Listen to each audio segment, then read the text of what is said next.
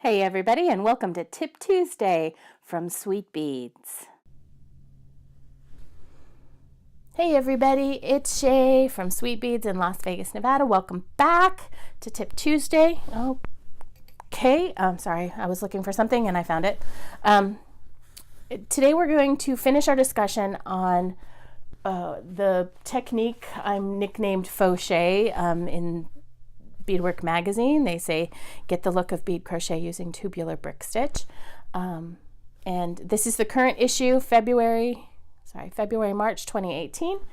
So if you want the pattern from there, which is called Chapel Windows, it looks like this. You can grab a copy of the magazine and it will give you this particular pattern, but today we're going to talk about how to finish it off, how to give it that look of a seamless join. You can't tell where it starts and when it ends, making this bangle. And also how to read a bead crochet pattern, because maybe you'll fall in love with this technique like I did, and you're going to be like, I want to do all these patterns. Where do I find them? Well, you can Google, or whatever your favorite search engine is. You can put in bead crochet patterns and you'll come up with lots of them. And so this is kind of how to read one. And for an example, I found this one on the internet, this cute little watermelon spiral. So that's what we're using as an example today.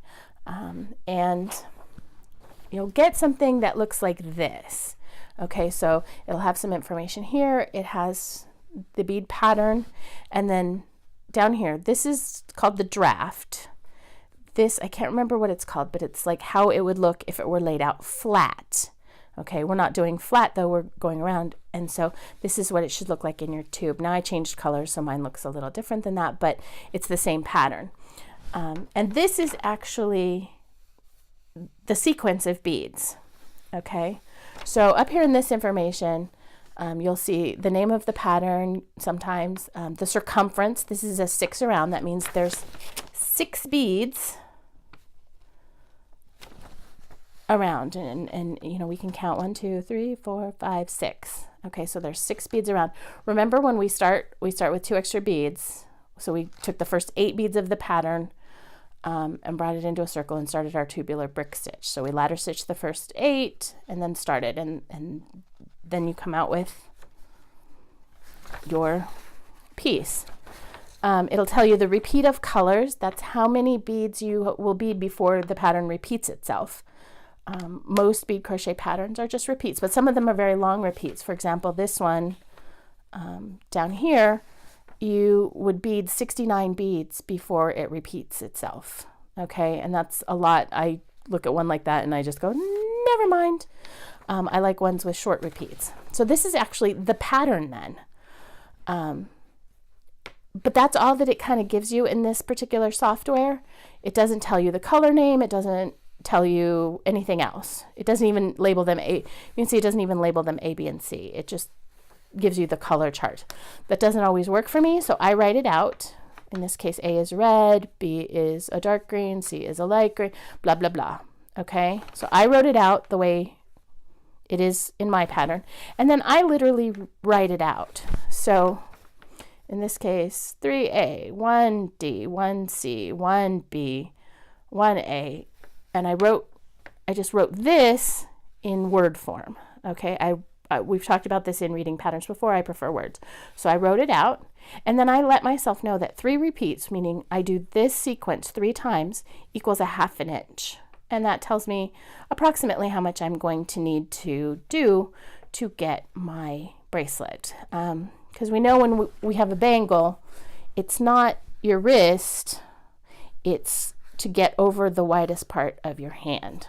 Beep. Okay, so you want it to fit over the widest part of your hand. For me, that's 9 inches, even though I wear a 7-inch bracelet.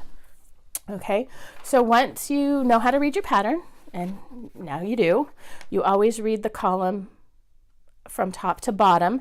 And if there are multiple columns, you're going to read top to bottom and left to right. So the left column first, then the next column, and so on and so on and so on, always from top to bottom. So that will be how your repeat goes. And you can write your pattern out like I do.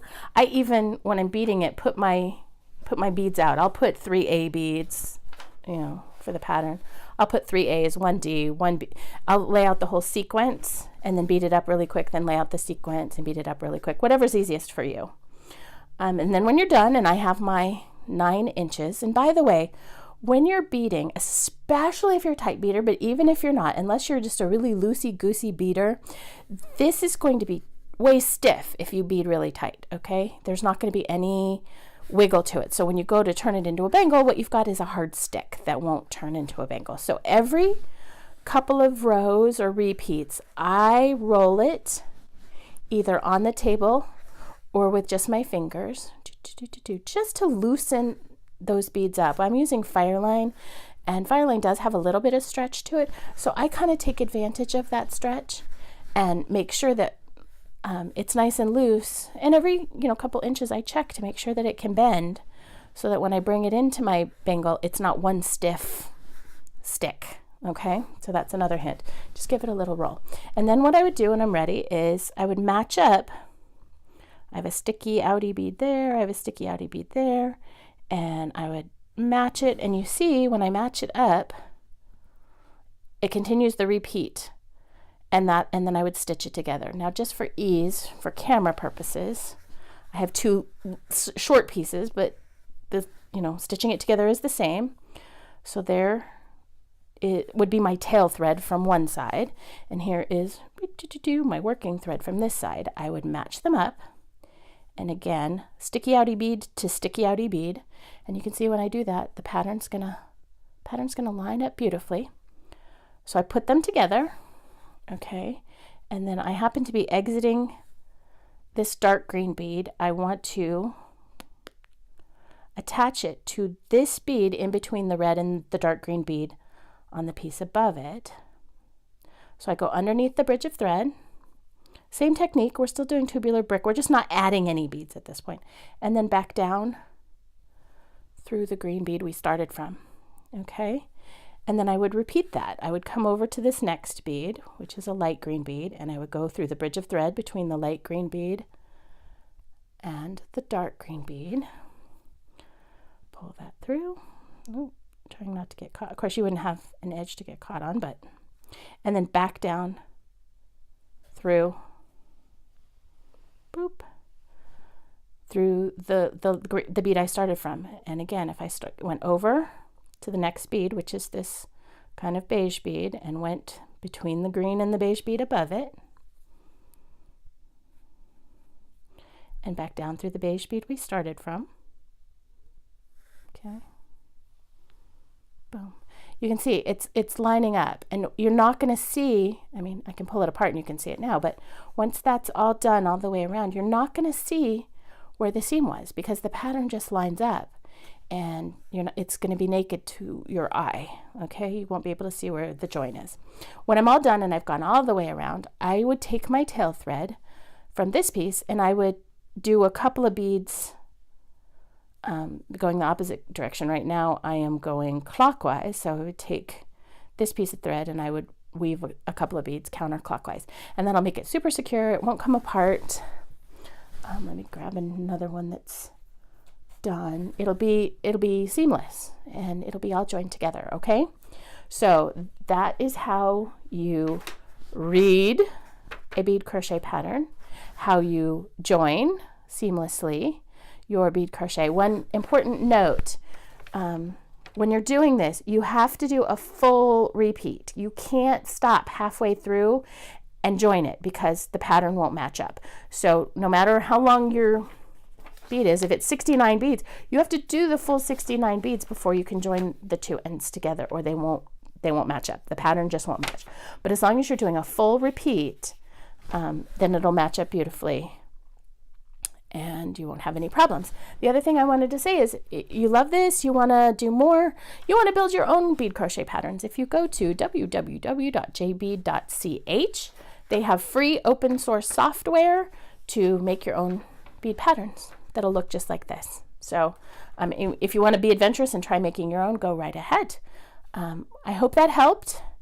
Again, if you want to pick up the chapel windows pattern, you can do that in the current issue of Beadwork magazine.